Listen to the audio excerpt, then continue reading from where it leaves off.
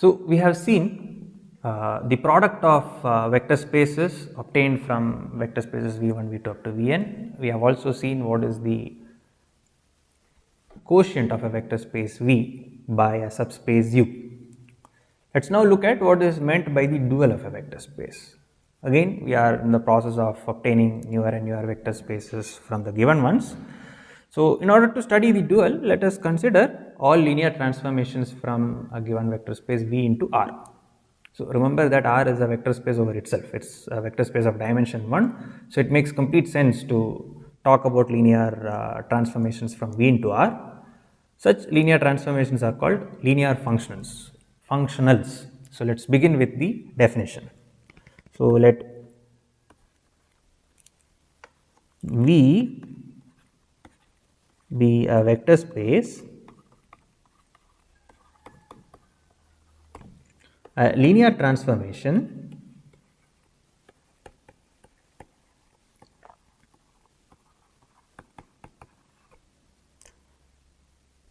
T from V to R, very specifically into R, the codomain or the target or the range is R, is called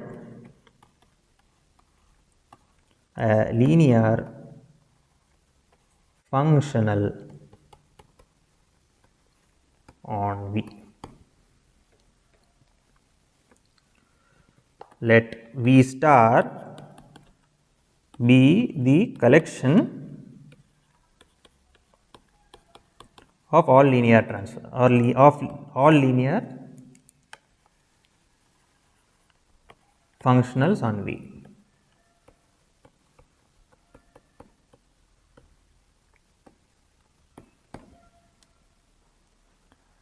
Right. So, in the previous week, we discussed how we can add two linear transformations. So, if V and W are two vector spaces over R, and suppose S and T are linear transformations from V to W, we discussed what is the meaning of S plus T.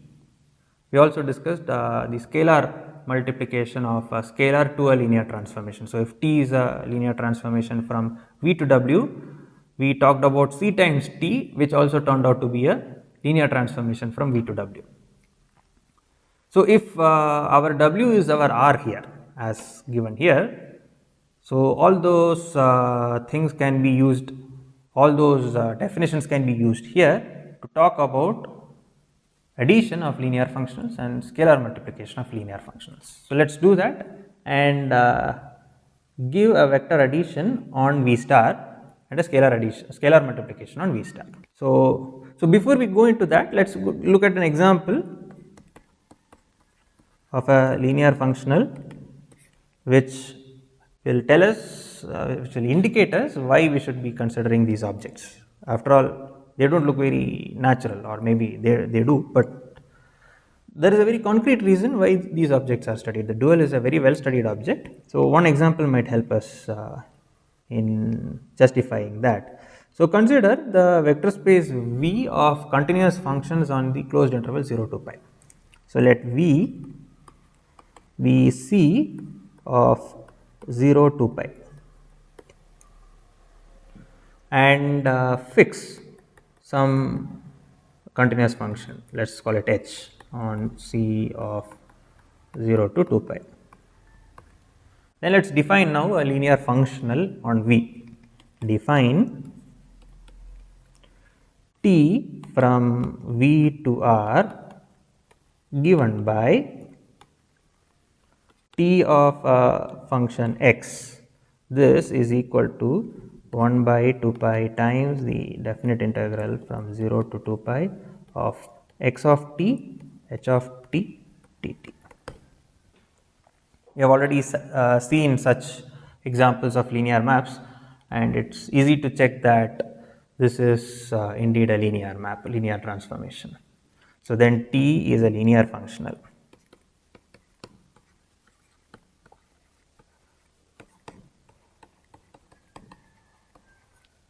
On C of 0 to 2 pi. Now, it is quite well studied as mathematical objects, especially when we consider h to be the functions, say sine of nt, where n is some natural number, or where h is cos of nt, where n is some natural number. Such linear functionals will give us what is called as the nth Fourier coefficient of x. So, in later analysis courses, later courses in mathematics, you will see that these objects are very well studied, and it gives us a lot of information about the function itself. So, this might be thought of as a partial justification on why we should be studying linear, we should be studying, okay, I will say that again. So, this is one example of how the study of linear functionals on a vector space tells us a lot about the vector space itself. So, let us, as I was discussing earlier, let us discuss how we can talk about the addition and the scalar multiplication here. So, let us talk about vector addition first. On V star. So, consider f and g belonging to V star. Then f and g are linear transformations from V into R, and we have already defined what it means to say f plus g. So, recall f plus g of x by definition is equal to f of x plus g of x, and we had checked that f plus g defined in this manner is a linear transformation from V to R, and therefore, it is a linear functional. Recall that this is a linear functional. Similarly, CF acting on a vector V, so let me not use x here,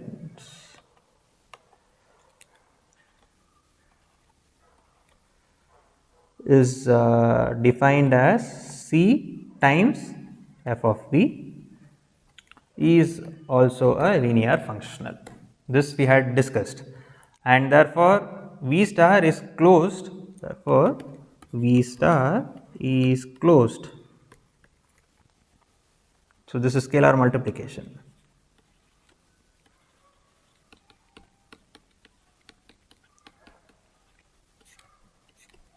This is the vector addition and this is the scalar multiplication. So, V star is closed under both these operations, and as usual I am going to leave it as an exercise for you to check that V star is a vector space with these operations.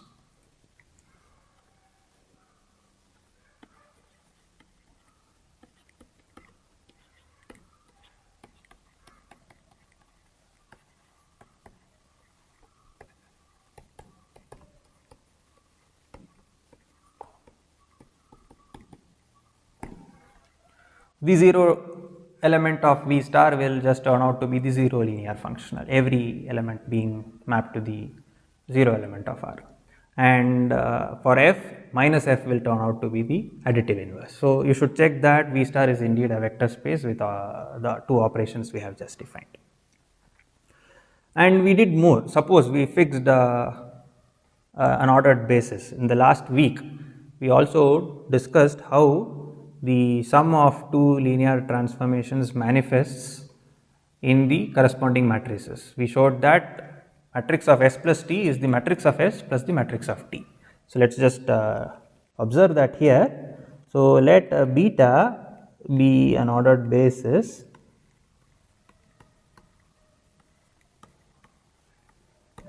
of V, and delta be a basis of R.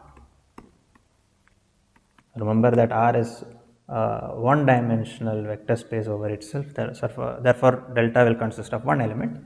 It does not matter though. Let f and g be two elements in V star. Remember, we did a lot more than just associating matrices and checking that the sum of linear transformations will manifest as the sum of the corresponding matrices. We showed that this operation is invertible in the sense that the matrix associated to the linear transformation, when we consider the linear transformation corresponding to this matrix, we get back the linear transformation. So let's define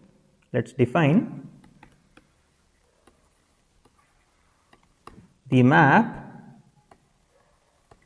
let's call it phi, from V star into the matrices of size 1 cross n of R, which can be identified with Rn, but we will come to that later. And what was this map? We defined it to be phi of some f is the matrix of f with respect to beta delta, which is a 1 cross n matrix. And we checked that if we consider L subscript f corresponding to f, we get back f. So we have already checked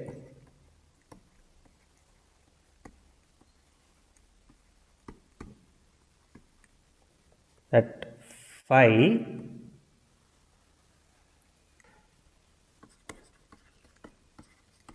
is a linear map and that it is invertible.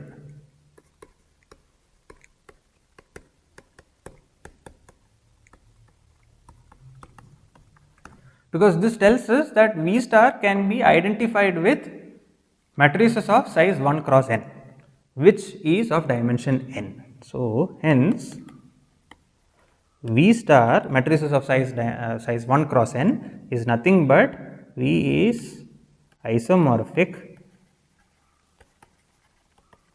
to M 1 cross n of R, which has dimension n.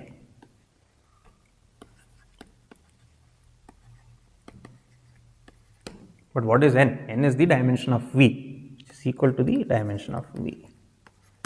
Hence, dimension of V star is equal to the dimension of V. But what do we know about two vector spaces V and W of equal dimension? We know that if two vector spaces V and W have the same dimension, then they are isomorphic. And since V and V star have the same dimension, V star is isomorphic to V. Alright, now let us consider some very specific linear functionals which will be of interest to us. So, in order to do that, let V be a finite dimensional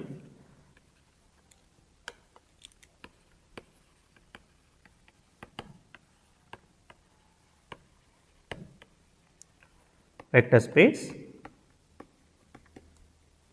Let us fix an ordered basis of V. So, let beta, which is equal to say V1 to Vn, be an ordered basis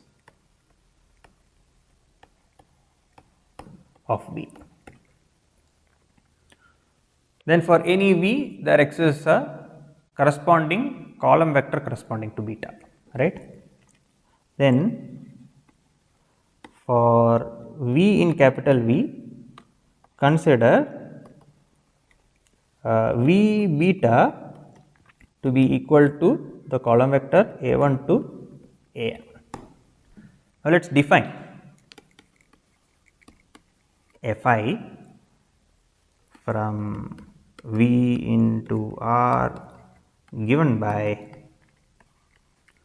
Fi of V is equal to Ai. It is an easy check to show that Fi is a linear map.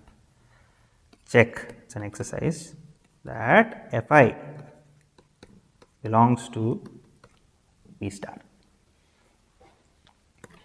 So, given any ordered basis, for each basis vector, we have now constructed a corresponding linear functional. This linear functional has a name, it is called the ith coordinate function. Then Fi, the functional Fi, the linear functional Fi is called the ith coordinate function, as should be the case, is called the ith coordinate function, but it very heavily depends on the ordered basis beta. So, this is of beta or with respect to beta.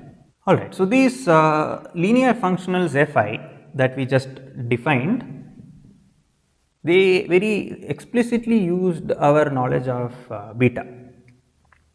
It so happens that these Fi's, which are n vectors in an n dimensional vector space, happens to be a basis of our V star as well. So, let us give a theorem here. So, let me just rework the entire setup so that it is completely clear. Let V be a finite dimensional vector space, and suppose beta is an ordered basis, V1 to Vn be an ordered basis of V.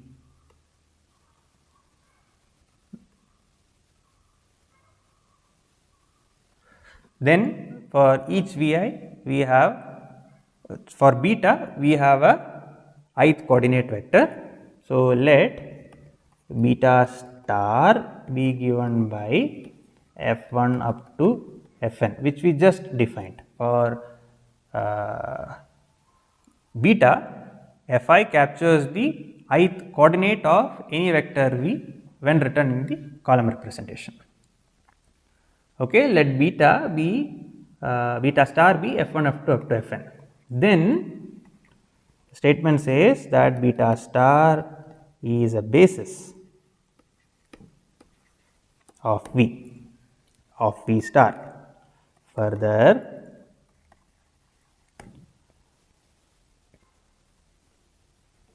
F is equal to, for F in V star, F is equal to summation I is equal to 1 to n f of Vi times Fi. Okay, let us prove this theorem. Let us give a proof. So, we have n vectors F1, F2 up to Fn in an n dimensional vector space V star. So, if we show that F1, F2 up to Fn is a spanning set, then by a corollary to the replacement theorem, this is necessarily linearly independent and hence a basis. So, first observation is that enough to show that beta star is a spanning set. Now, the theorem already prescribes how to show that it is a spanning set. For any f, we know that we have to prove that summation f of f is equal to summation f of Vi times Fi. So we have found, we are being prescribed exactly the method to say how f is in the span of F1, F2 up to Fn. So, let us take an element in V star, let us show that it is exactly this, but we do not know a priori whether the right hand side is equal to f, is not it. So, let us do one thing, let us say that this right hand side is some element g in V star, of course it is an element in V star.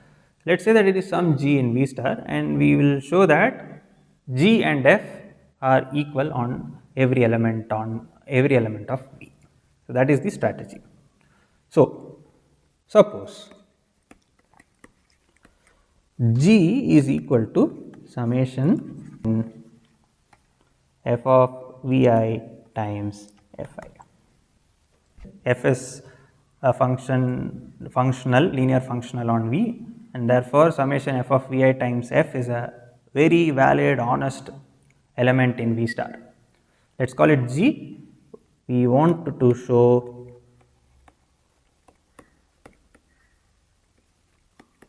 that G is equal to f. What is the meaning of G is equal to f? I.e. G of V is equal to f of V for all V in capital V. This is what we would like to show. But remember, recall that G and f are both linear maps.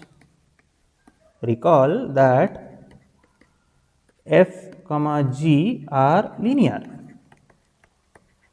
Therefore, it is enough to show that G of Vi is equal to f of Vi for every basis vector.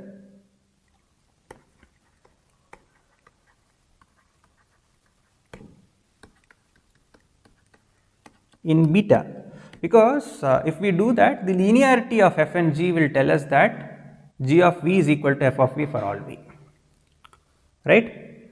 Okay, but then what is G of Vi? By definition, G of Vi, this is equal to summation j is equal to 1 to n f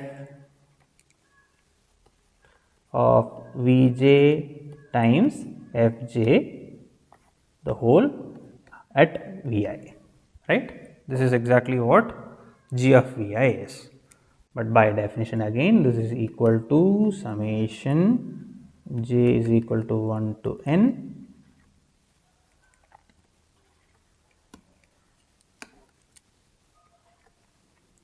f of Vj Fj of Vi. Okay, let us now look at an example. So, an example, let me start here. Let us consider the simple case of V being R2, and so let V be equal to R2, and suppose beta is the ordered basis given by 1 comma 1 and 1 comma minus 1, V1 and V2. So, let F1 comma F2 be the dual basis. We would like to explicitly find out what F1 and F2 are, right. So, what we know is that F1 of 1 comma 1 is 0, and we know that F1 of 1 comma minus 1 is, F1 of 1 comma 1 is 1 and F1 of 1 comma minus 1 is 0. Using this, let us try to see whether we can find out F1 entirely. So, we know that F1 of 1 comma 1 is equal to 1, but F1 is a linear function. So, in particular, i.e. 1 times F1 of 1 comma 0 plus 1 times F1 of 1 comma 1 0 comma 1 is equal to 1. We also know that F1 of 1 comma minus 1 is 0, right, and that is telling us that 1 times F1 of 1 comma 0 minus 1 times F1 of 0 comma 1 is equal to 0. Well, these two equations together tell us that F1 of 1 comma 0 is equal to half F1 of 0 comma 1 is also equal to half. Similarly, you can check. Okay, before we go into what F2 is, we now know what to do with F1 of x comma y. F1 of x comma y is x times F1 of 1 comma 0 plus y times F1 of 0 comma 1, which is equal to x by 2 plus y by 2, which is equal to x plus y by 2. Similarly, it is an easy check to see that f2 of x comma y is x minus y by 2. We have seen something similar already, and you see that many of these things are related. That is why when we consider 1 1 and 1 minus 1, we are getting f1 and f2 like this. Alright, so we have explicitly computed what is the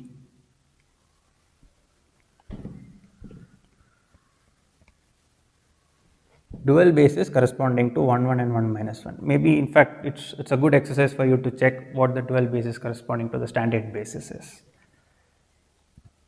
It will be a good exercise to get hold of concrete basis of R2 and see what the dual basis will look. Now let us consider a linear map from V into W. Let us call it T. So let T be a linear map from V into W. We now know that corresponding to V, we have a dual basis V star. Corresponding to W, there is a linear dual vector space W star. Can we somehow using T obtain a natural linear transformation between these two? That is going to be the content of the next theorem. So let us have a look at what the next theorem is. So let T from V to W be a linear transformation. So let us assume that okay, let us not assume as of now that it is finite dimensional. We do not need finite dimensionality yet. Then the map T transpose, which is from W star to V star.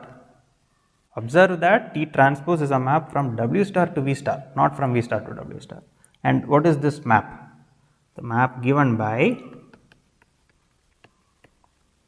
T star of, let us say, H, defined to be H composed with T, is a linear transformation.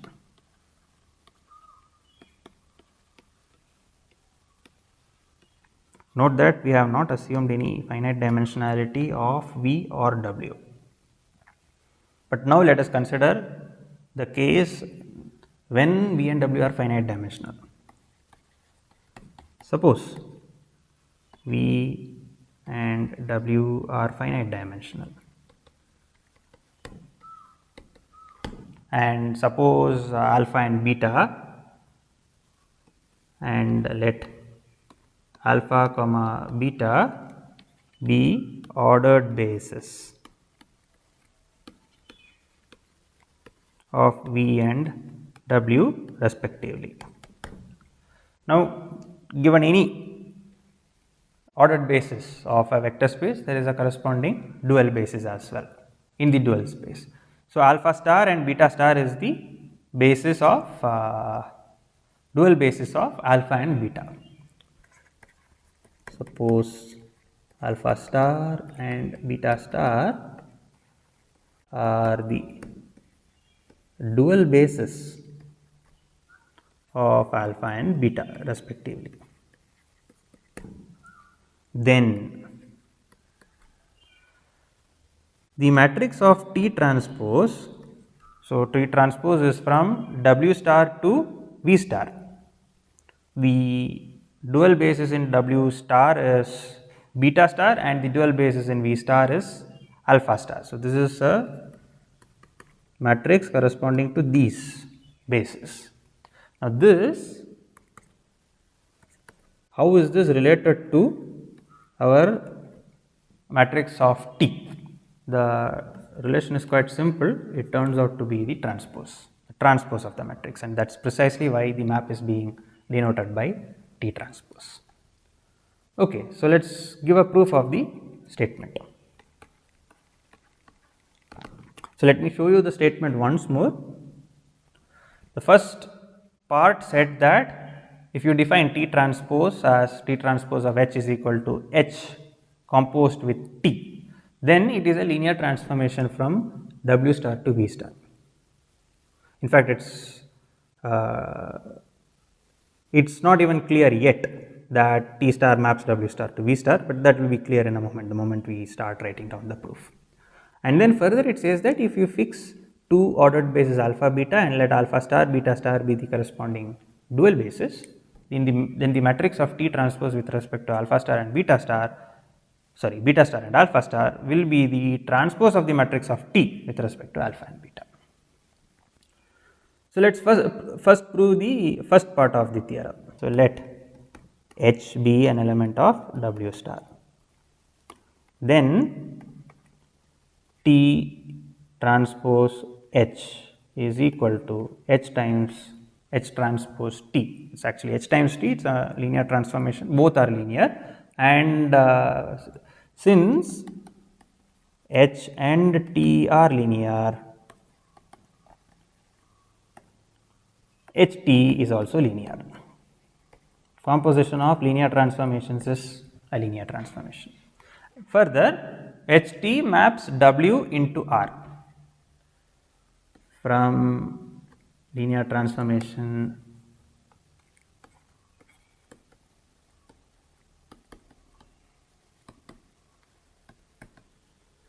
and HT is a map from W into R. This implies that T transpose of H belongs to W star. W into E, sorry, it's from V into R, therefore this belongs to. So note that T is a map from V to W and H is a map from W to R. So HT is a map from V into R, it goes through W though. T transpose H is an element of V star, hence. Alright, let us now check that it is a linear transformation. I mean, we checked that T transpose H is a linear transformation, but why is T transpose a linear transformation from W star to V star? So that is actually a simple check. So let H comma G be in W star. Let us see what T transpose of G plus H is. In fact, CG plus H, would have done it in one go. I will just prove the additive part, can show the scalar multiplication also is linear. So this by definition is G plus HT. But what is the meaning of G plus HT? It is just GT plus HT. But GT is precisely equal to T transpose G and HT is precisely equal to T transpose H, and that is precisely what we wanted to show. Similarly, T transpose of C times F or C times H is equal to C times T transpose H. So that tells us that T transpose is a linear transformation. Okay, so we have proved the first part of the theorem. Let me show you the statement of the theorem once to recall what we were proving. We were proving that given any linear transformation T from V to W, T transpose from W star to V star is a linear transformation.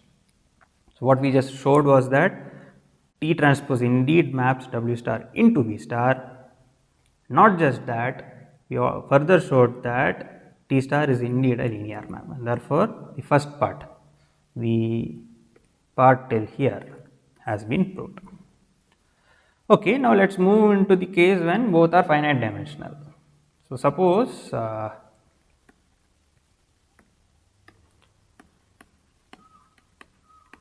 V and W are finite dimensional, and let alpha comma beta be two bases, two ordered bases. Let alpha equal to say V1 to Vn and beta be equal to W1 to Wm be ordered bases. And let us now consider the corresponding dual bases. So let alpha star be equal to F1 to, it will be n of them because V is n dimensional by assumption, and beta star be equal to G1 to Gm. Okay. And suppose the matrix of T corresponding to alpha beta be equal to a matrix A, which is given by A11 to A1n,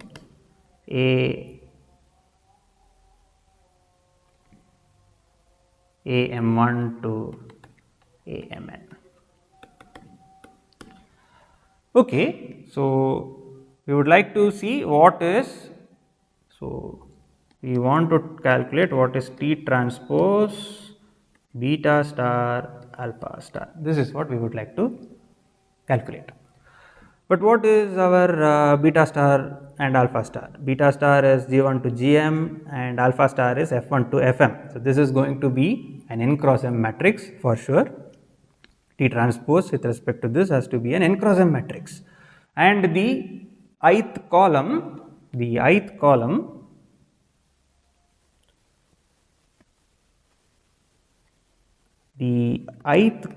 of, so let us call it B, of B is the column representation of T transpose Gi with respect to T transpose of Gi with respect to alpha star.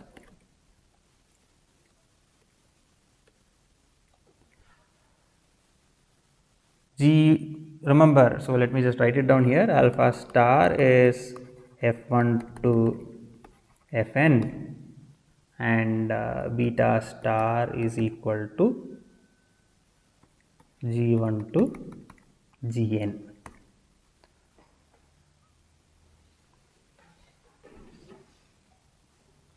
I am sorry. Now, what is T transpose of Gi? That is precisely what we would like to see, right? T transpose of Gi we know from the previous theorem.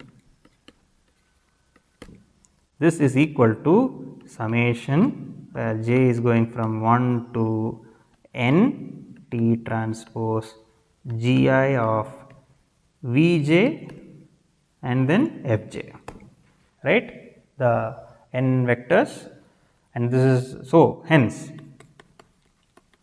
what is T transpose Gi with respect to alpha star? That is nothing but T transpose of Gi of V1 T transpose Gi of Vn, right. But by definition, what is T transpose Gi? It is Git, right. This is equal to Gi T V1 up to Gi T Vn. But again, what is Gi? Gi's are the dual bases corresponding to beta. So, hence it is the ith coordinate with respect to W1, W2 up to Wn. So, this is going to give you the ith coordinate. So, this is going to be your AI1 up to AIN. But what is AI1, AI2 up to AIN? That is the ith row of A, which implies T transpose Gi alpha star is the ith row of A. Hence, the ith column of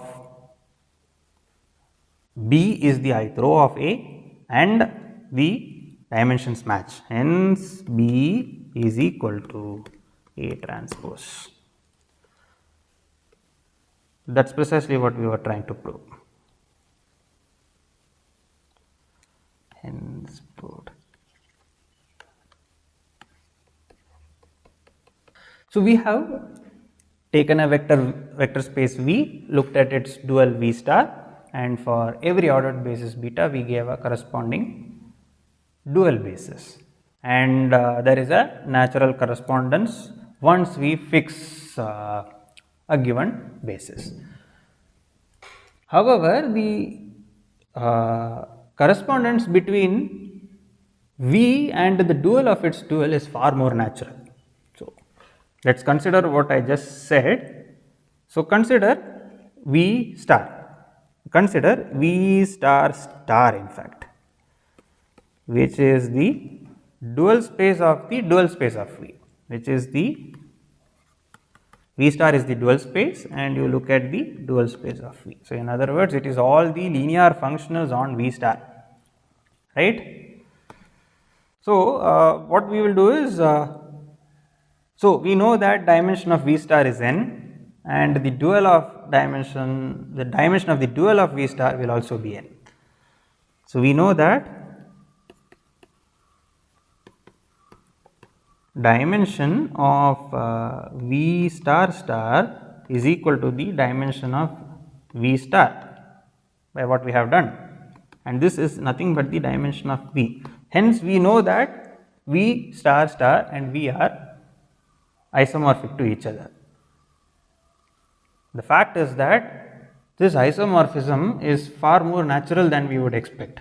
In fact, we can talk about an isomorphism here without going down to a basis, without referring to any basis, we can talk about an isomorphism here. So, let us start the groundwork for doing that.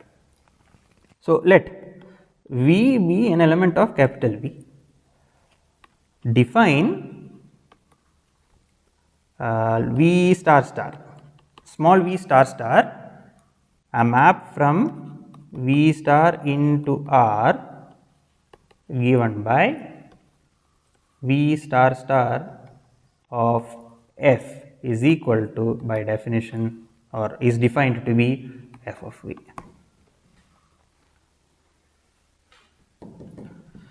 So, it is an easy check to see that V star star is a linear functional on V star. Let us just have a quick look at it. V star star of say f plus g is just going to be equal to f plus g of V, which by definition is equal to f of V plus g of V, which is equal to V star star of f plus V star star of g.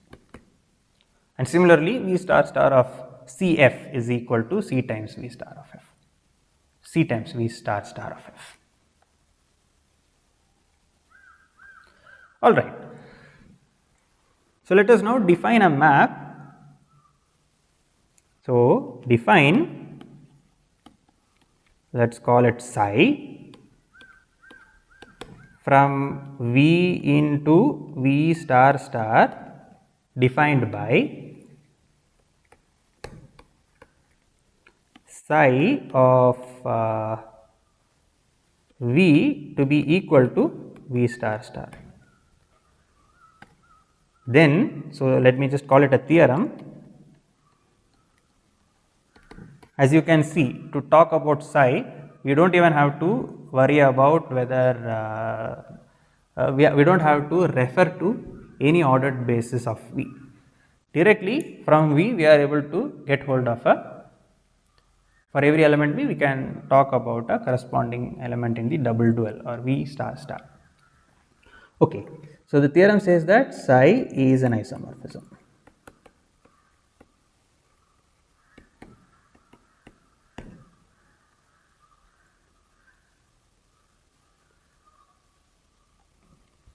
Okay. So, to show that psi is an isomorphism, first we need to check that psi is a linear map. Okay. So, how to do that? Let us consider V1 and V2, two vectors in capital V, and let us look at psi of V1 plus V2. What is this? This is basically, so this will be a vector in V star star. So, in other words, this will act on some element H. So, for H in V star, we would like to see what is psi V1 plus V2 of H, right. So, this is by definition equal to V1, this is going to be V1 plus V2 star star of H, which is just H of V1 plus V2, right? But H is a linear map, H is an element in V star, and therefore H of V1 plus V2 is H of V1 plus H of V2.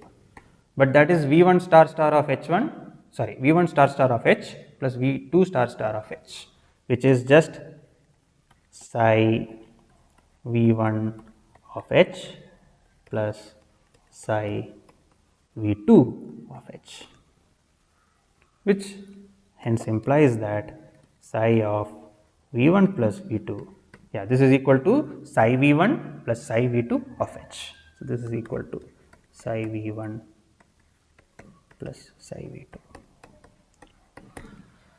So, psi hence is a linear map. You can check that the scalar property is also satisfied in a very similar manner, but we have only obtained linear map from V to V star star. But notice that V and V star star both have dimension equal to the dimension of V, let us say n. So, if dimension of V is n, V and V star star both have dimension n, and we already know that if you have an injective map from vector space V to another vector space W of the same dimension, then by the dimension theorem we can conclude that this is a surjective map. Alright, so let us see.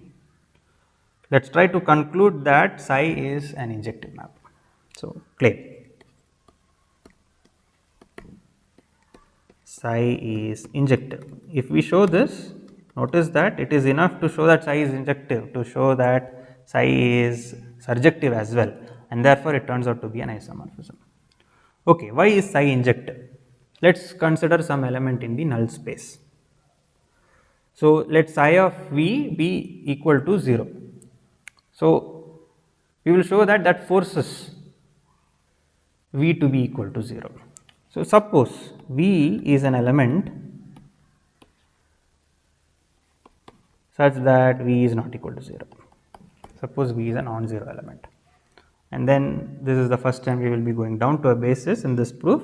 Let beta equal to V1 to Vn be an ordered basis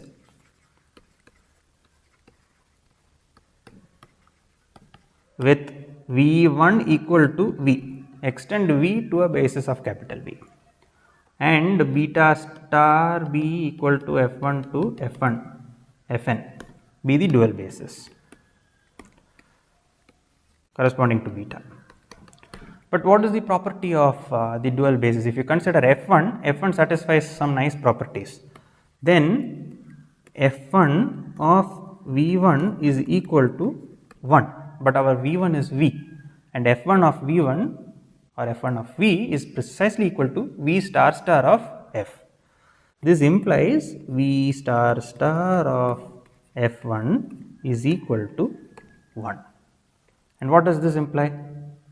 The meaning of this is that this implies V star star is not equal to the 0 element. Okay, but what do we want? Why are we considering this? Why are we doing this? So, if V belongs to the null space of psi, we want to show that psi is injective. So, suppose V belongs to the null space of psi, then what do we have? Then psi of V is equal to, identically equal to, or is equal to the 0 element of V star star, which implies that V of F is equal to 0 for all F in V star. But we just checked that if V is non-zero, there exists at least one element in V star where V of F is equal to 1.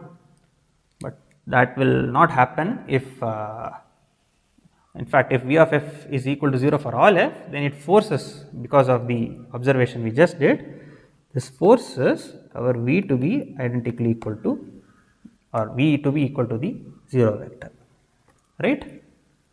And this implies that psi is injective. because null space being the 0 vector space implies that psi is injective. Since dimension of V is equal to dimension of V star star,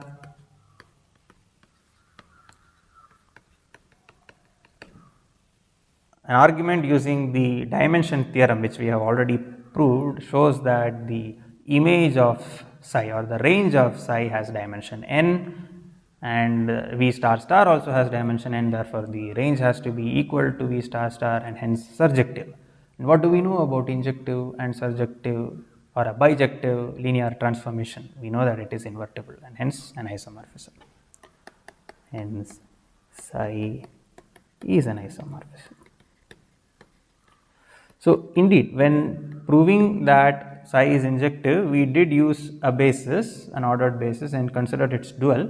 But if you observe carefully, this correspondence between V and V star star does not refer to any ordered basis. There is a very natural correspondence between V and V star star. So, this is a notion which is quite essential when we do more analysis of function spaces. Alright.